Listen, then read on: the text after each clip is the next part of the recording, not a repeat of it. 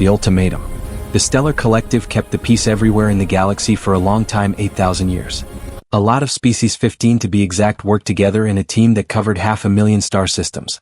They built cities on planets that were not alive and made moons that were empty into places that could support life. They made rules for trading with groups of people who lived really far away. They stopped fights before they even started and punished people who did not follow the rules of peace. A huge number of people, 200 trillion beings, lived safely because of the Stellar Collective. They followed their guidance. The Stellar Collective saw big groups of people become powerful and then lose their power over time. People saw the birth of species and they were really sad when old species became extinct. The universe threw a lot of challenges at the people. The people always managed to win. The people faced every challenge that the universe had to offer and they came out on top every time, which is really something for the people to be proud of, the people and the universe. Supreme Chancellor Dravik was in the Grand Assembly Hall on Zentera Prime. He was a Corinthian. The Corinthians are really big. They look like they are made of crystal. When the light hits them, they shine in all kinds of colors. Supreme Chancellor Dravik was 12 feet tall. His body was like a diamond and it had a lot of energy inside. The leaders of the member species were sitting around him.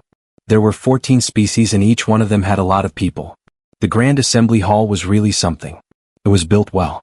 Supreme Chancellor Dravik and the other leaders were all there to talk about things. The hall was a deal because of how it was made. The ceiling went up high, about 200 feet above me, and it showed a big map of the whole collective territory right now. There were millions of stars that shone with a light, and each star was a world that the collective had control over. The walls of the place were made of a kind of metal that you could see right through, and on the other side of the walls I could see the huge city with lots of towers that went up really high into the sky, which was a nice purple color. The collective territory was really big. It was all mine to see from this one place. Today Chancellor Dravik called a meeting for a reason. Something was going on with the humans that needed to be taken care of away. The human issue was a deal. Chancellor Dravik turned on the holographic screen in the middle of the room. A picture showed up of a planet that was blue and green called Epsilon 7. This planet was located on the edge of the space that belonged to the collective and the area that the humans said was theirs. The humans had just figured out how to travel than light. Chancellor Dravik was talking about the humans and their problems. The humans were the species to achieve this kind of travel. The humans figured out how to break the barrier about 60 years ago. Before that they were stuck in their system like fish in a tiny pool. In 60 years the humans managed to spread out to around 80 different worlds. They built a group of warships, maybe around 300 of them. The humans also set up colonies and places to trade with people on a few planets in a small part of the galaxy. To the collective the humans were like kids playing at being grown-ups. They were of interesting to watch, but really the humans did not matter that much. The humans and their activities were just not that important to the collective. The problem was really simple. Epsilon 7 had a lot of neutronium ore, which is a very rare element that you need to make the best starship engines. The collective found this planet first. They looked at it 200 years ago. They said they would use it later. Before they could start taking the ore out of the ground, the humans got there. The humans landed people on the planet, built homes, and said the world belonged to them. When the collective sent a message asking the humans to leave Epsilon 7, the humans said no. Chancellor Dravik had been very patient. He knew that young species like the humans often need a lot of time to figure out how things work in the galaxy. Chancellor Dravik sent the humans 3 messages, and each one of these messages explained things a little more clearly. Chancellor Dravik told the humans in these messages why they had to leave the planet. The humans did not agree to leave. They said that since they got to the planet first and built their homes there, the planet belonged to them. The humans said that the collective had no right to take away the things that the humans had worked hard to build. Chancellor Dravik did not think this was okay. The humans were being very stubborn about the thing. Chancellor Dravik and the collective were not going to give up. The humans had to leave the planet. Dravik talked to the leaders who were all together. The people from Earth who live on Epsilon 7 will not leave the planet like we asked them to. We have been very nice about it. We gave them a lot of time to think about it. We told them what is going on clearly. They just will not listen to us. When Dravik spoke, his voice was loud and clear in the room. According to the rules of our collective, I think we should take the planet from the people who live there. If we use our military, we can make the people from Earth leave. Get the things we need from Epsilon 7. We can do this with a fight. The human colony on Epsilon 7 is being very stubborn. The human colony on Epsilon 7 needs to go. This will also teach these humans about what happens when they break the rules of the galaxy. The humans will learn about the consequences of defying the law. They will see what it means to disobey the law. The vote was unanimous. Every single species agreed on this. The humans really needed to learn their place in the order of things. Admiral Zephyros of the Valtorian Empire was the one chosen to lead this operation. He was in charge of the first battle fleet. This fleet had 600 warships in it. Each warship was really massive. They had weapons that could crack entire planets. They also had shields that could withstand any kind of assault. The first battle fleet had never been defeated in combat before. It had crushed lots of pirate armadas. It had also ended rebellions. Made sure the collective's will was enforced across a huge number of star systems.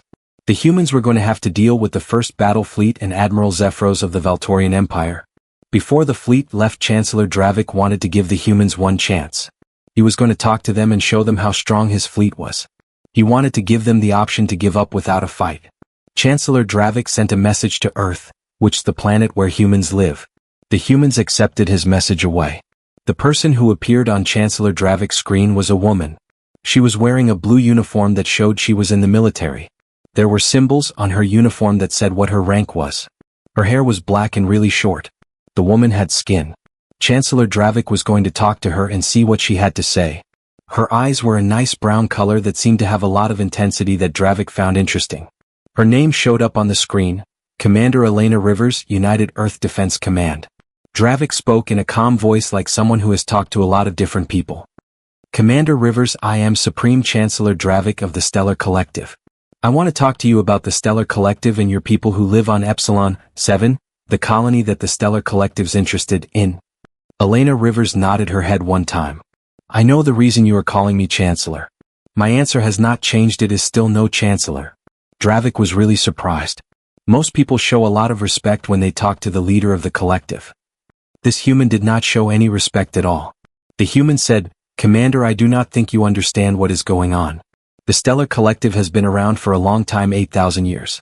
The Stellar Collective has 15 species in it and we are in charge of 500,000 star systems. You are only representing humans who have only been traveling to stars for 60 years. The whole human civilization is so small that it could fit into one tiny part of the Stellar Collective territory. Elena's face stayed the same. I know the numbers, Chancellor. Dravik went on to say, you have to see that fighting back will not work. He told us that he has given Admiral Zephyros the okay to take Epsilon 7 by force if he has to. Admiral Zephyros has a lot of warships, 600 to be exact. Each Epsilon 7 warship is bigger and stronger than anything our people have ever made.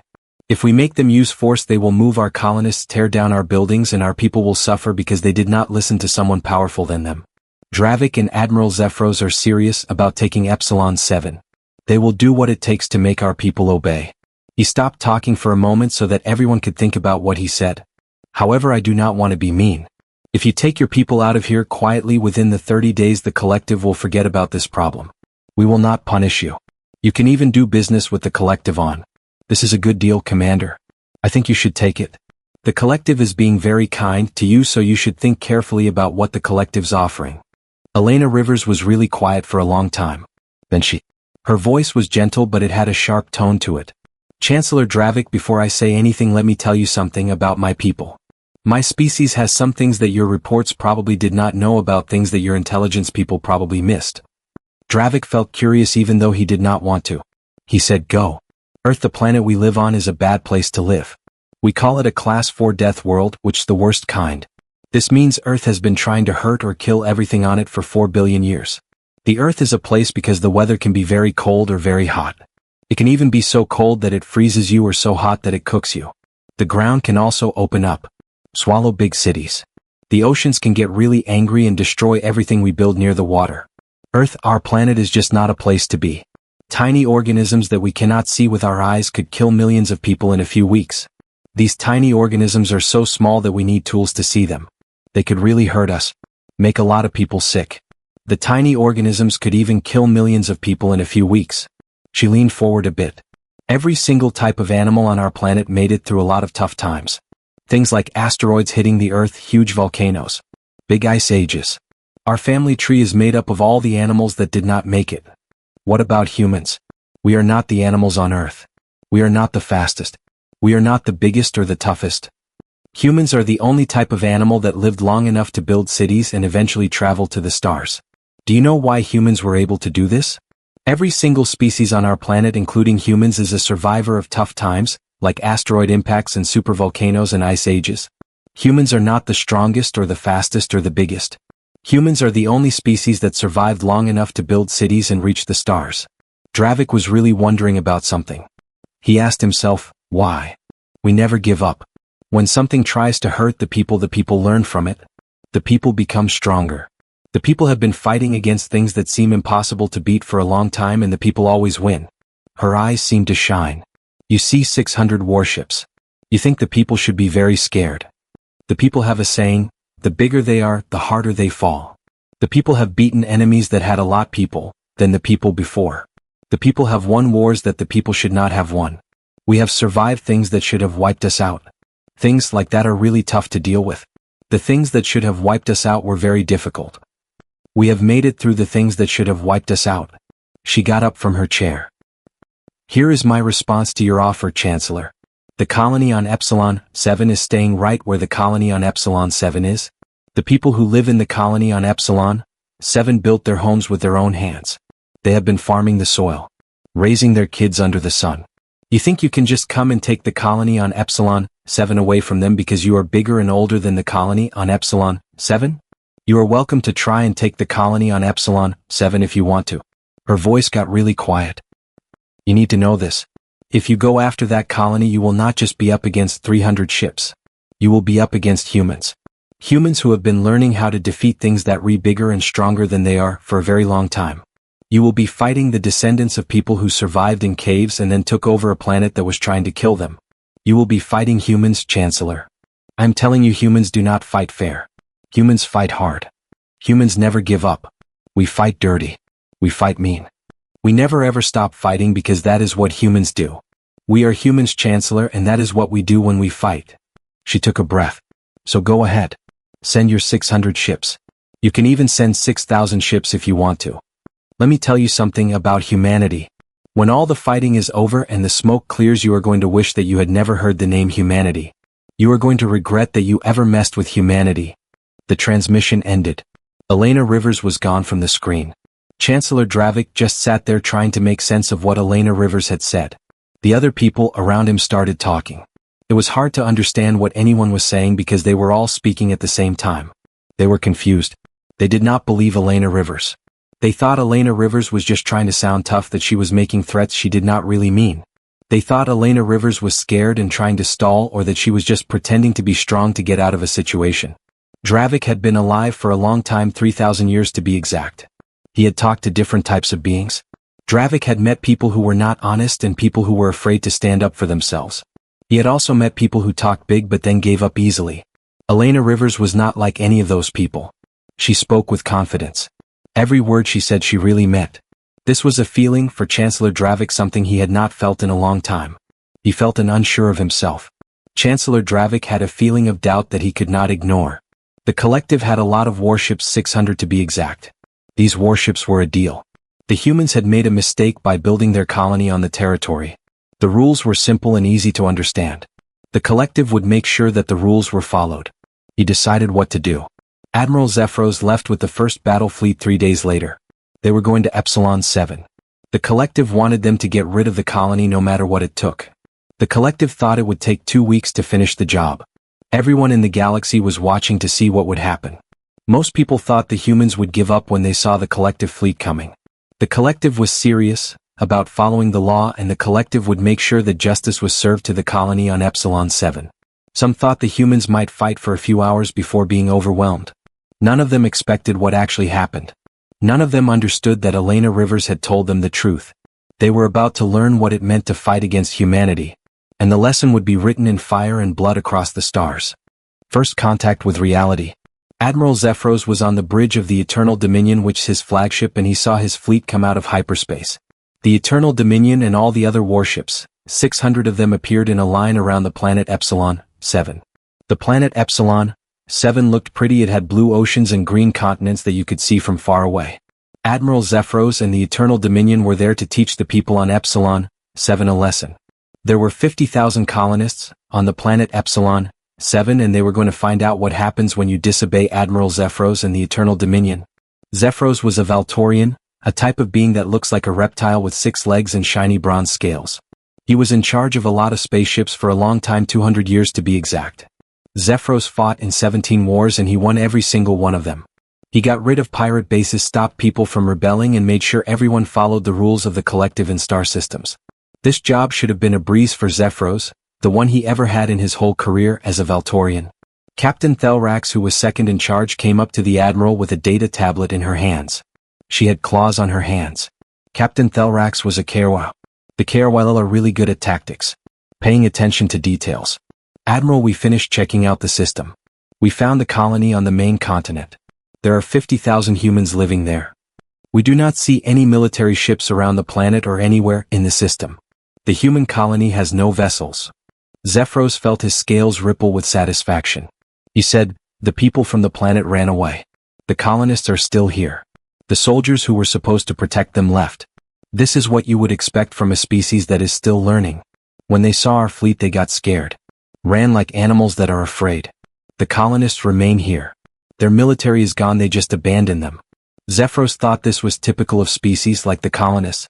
Zephyros felt that the colonists were left alone because their military fled in fear. Thelrax's antennae twitched back and forth in a way. I do not know about this, Admiral. It seems strange to me that they would just leave their people with no protection at all. The commander, she seemed very sure of herself when she sent that message to the Chancellor. I mean, the human commander was really determined. Talking is easy, Captain. What people do is what really matters. The other side did not have any ships that could fight back, so they left of losing everything for no reason. Zephyros pointed to the display. We need to send out machines to look around the whole system so we can see everything that is going on. Then we have to get our troops ready to go down to the planet and take it over. If the people who live on the planet will not leave on their own, then we will have to make them leave by force. Zephyros wanted to make sure the colonists understood that they had to go, so he was going to send in the landing forces to make it happen. The scanning drones were the step, and then the planetary assault would follow, all because the colonists would not leave voluntarily and Zephyros was not going to let them stay. The fleet carriers launched 200 scanning drones. These drones were as big as a car that people drive. They had good sensors that could find all sorts of things like energy signals and what things are made of. The scanning drones moved out over the Epsilon 7 system in a special search pattern. They were set up to find every asteroid, every piece of junk, and every place something could be hiding. The scanning drones were doing what they were supposed to do, which is to make a map of everything in the Epsilon 7 system. The drones did not last long, they only lasted 17 seconds. The first wave of destruction happened all of a sudden without any warning. All small things that were just floating around in the asteroid belt doing nothing suddenly turned on. These things were really small, about the size of a fist. The drones were made from materials that radar could not find. They were also covered with stuff that soaked up sensor beams instead of bouncing them back. The collective had scanners that were supposed to find big things like ships. These scanners completely missed the small drones. The collective scanners were not good at finding things like the drones. The drones were able to sneak up on them because of this. When the drones came close, these things started moving. They used rockets that burned chemicals to make them go really fast. The drones did not have any computers or systems to help them navigate. They were pieces of metal flying very quickly in directions that were planned out. In a few seconds, 200 drones turned into 200 big clouds of broken pieces. The drones were. All that was left was the debris from the drones. On the bridge of the Eternal Dominion, the alarm systems were screaming loud. Zephyros looked at the Eternal Dominion's displays. He could not believe what he was seeing. What just happened on the Eternal Dominion? He asked. I need a report about the Eternal Dominion now. All the drones are gone, Admiral Thelrax. Her voice sounded really shocked. We do not know what happened to them. The drones just exploded at the same time. I'm looking at the sensor data now. I am working hard at my computer to figure out what is going on. Admiral, I see a lot of things all around the system. We could not see these things until they started moving. The drones are being hit by kinetic kill vehicles, Admiral. These vehicles are simple. They just go straight. They use fuel to make them move fast. Zephyros felt a chill run down his spine. He asked the person, how people are we talking about? The asteroid belt has a lot of objects in it at 50,000. There are probably a lot asteroid objects in other places too. Admiral, they have made the whole system very dangerous, like a minefield. Before Zephyros could say anything, the second wave started. Now bigger objects are coming from the asteroid belt. These ones are as big as trucks that people drive. These big objects were hidden among the rocks for a time, maybe for months or years. They looked like regular asteroids because they were cold and not doing anything. Now they are turning on. Their nuclear engines are starting to work. These were missiles. They were missiles with systems that helped guide them and warheads that could cause a lot of damage. The collective had never seen missiles like these before. Usually when people fought in space they used missiles, with plasma warheads or particle beams. These kinds of missiles worked by sending out a lot of energy to destroy things. The missiles that the collective found were different. They did not just send out energy. They carried mass. The missiles carried mass. Each missile was basically a block of depleted uranium that weighed 10 tons. It was accelerated to a big part of the speed of light. They did not need anything to explode. When something is moving fast it will release a lot of energy if it hits something. This is because of the impact. It will release energy than a regular bomb. The collective had shields to protect themselves from energy weapons. These shields made fields that could move plasma bolts away and change the direction of laser beams. These missiles were not energy. They were things that were moving fast. The collective shields were not made to stop things that are moving, they were made to stop energy.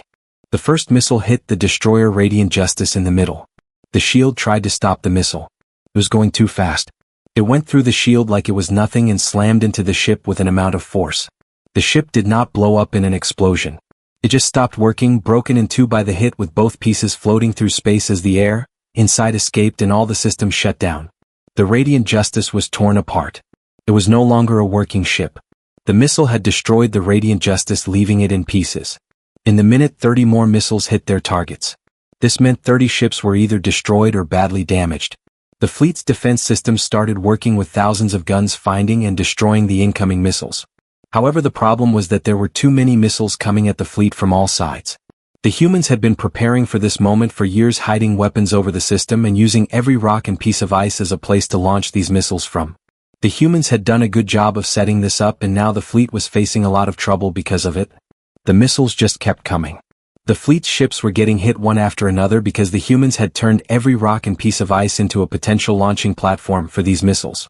Admiral Zephyros had been in a lot of battles before. This one was different.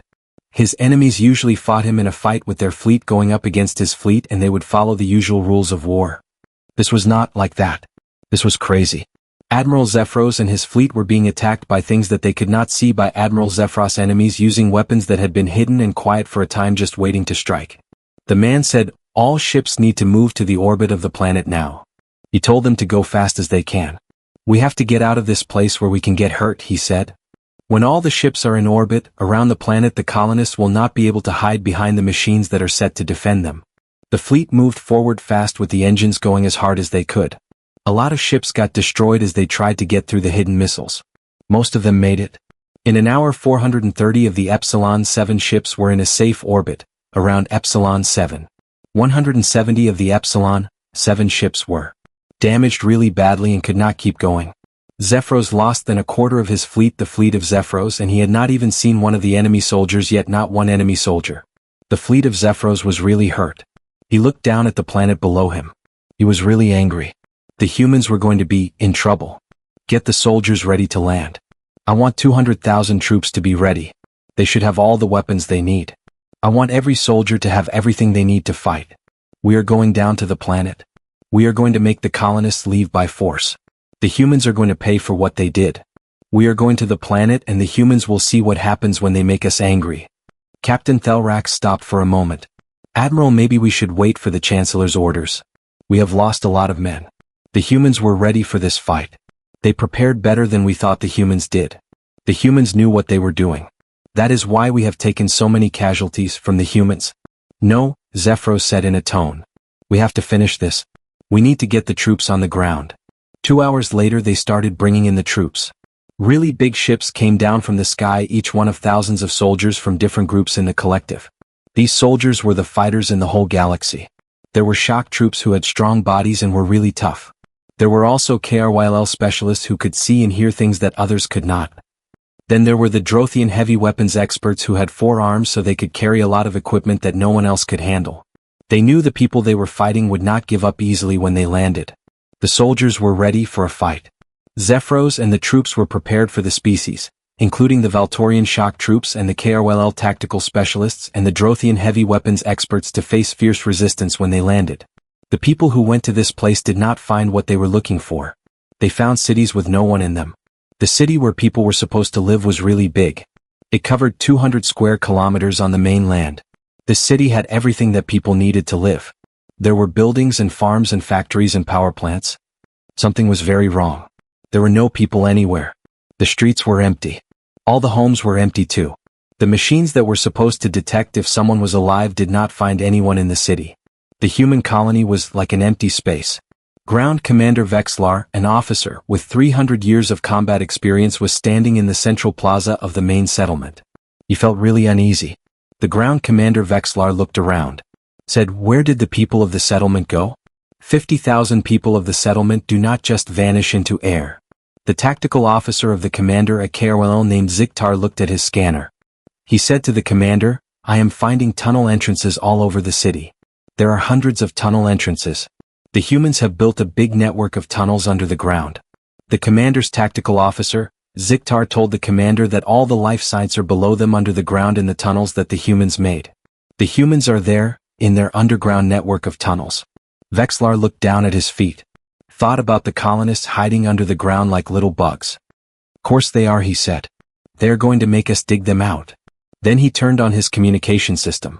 "All units start clearing the tunnels. We will follow the rules for searching and finding people. The Vexlar units are going underground to look for the colonists. We will search under the ground for the colonists." The soldiers, 30,000 of them, went into the tunnel network over the hour. These tunnels were narrow, so narrow that only two people could walk together side by side at the same time. The tunnel ceilings were very low, which meant that the taller soldiers had to bend down to avoid hitting their heads. There were lights. They were not very bright and they were spaced out every 50 meters, so it was pretty dark most of the time with just a little bit of light here and there. The tunnel network was like a maze with tunnels that went off in all directions, twisting and turning, so it was easy to get lost in the tunnel network beneath the colony. The tunnel network was very confusing, with the tunnels branching out in directions, making it hard to find your way around the tunnel network. The collective troops moved carefully with their weapons ready, and they were using sensors to check what was ahead. The collective troops had practiced fighting in cities. They had practiced fighting from ship to ship, and they had even practiced fighting in just about every other kind of place you can think of. Actually fighting in these really tight tunnels where the sensors were not working very well and it was hard to see?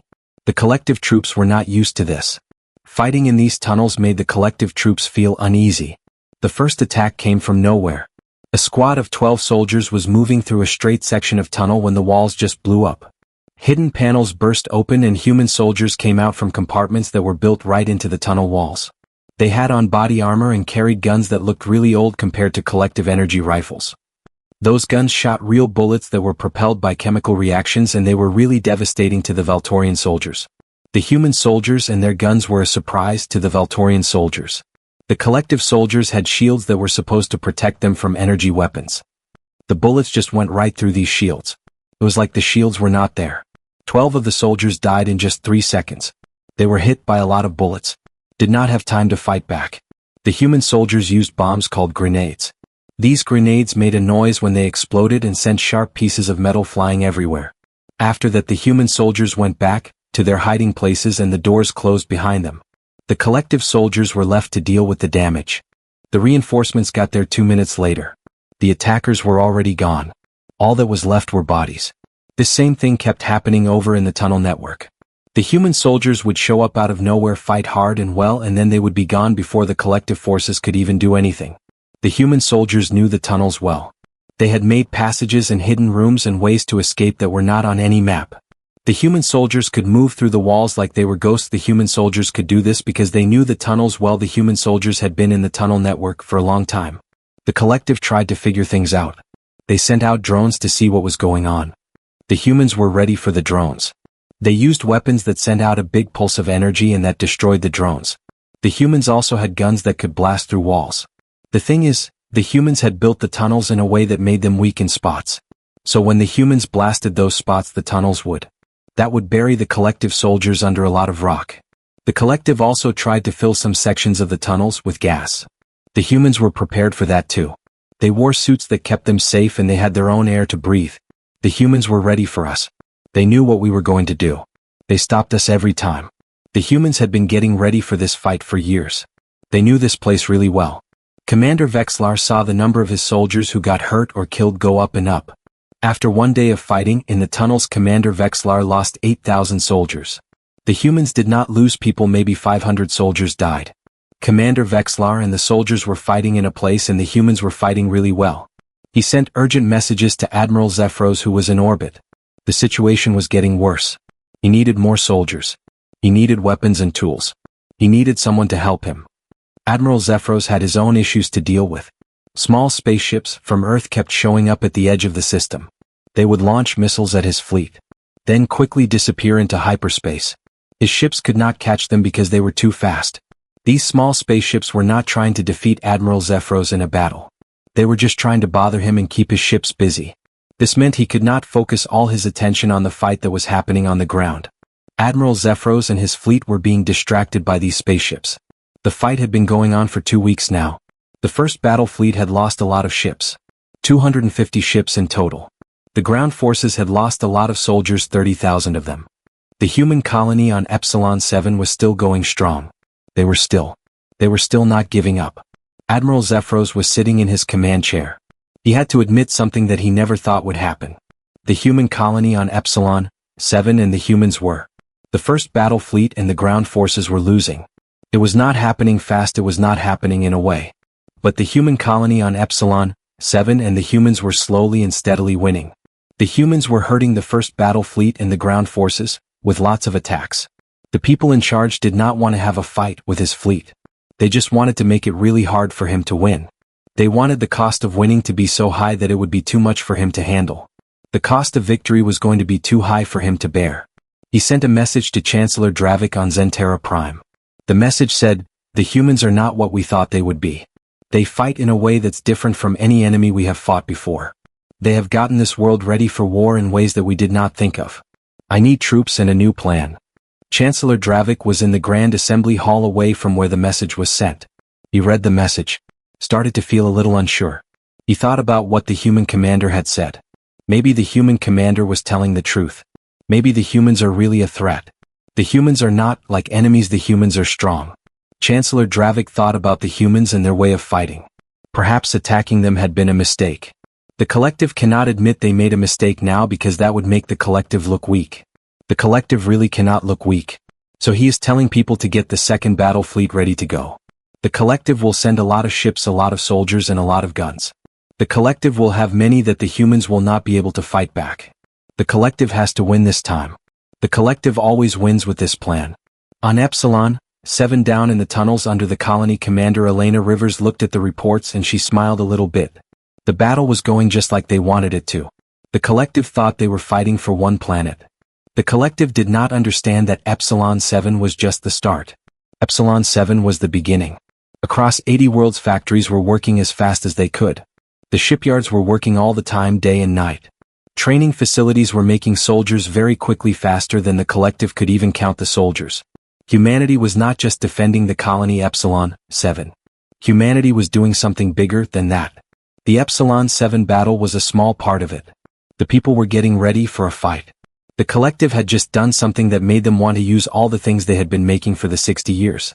They had been waiting for a time and now they had the perfect excuse to do something big. The collective was the reason they were going to do this. They were going to use everything they had against the collective. The real war hadn't even started yet.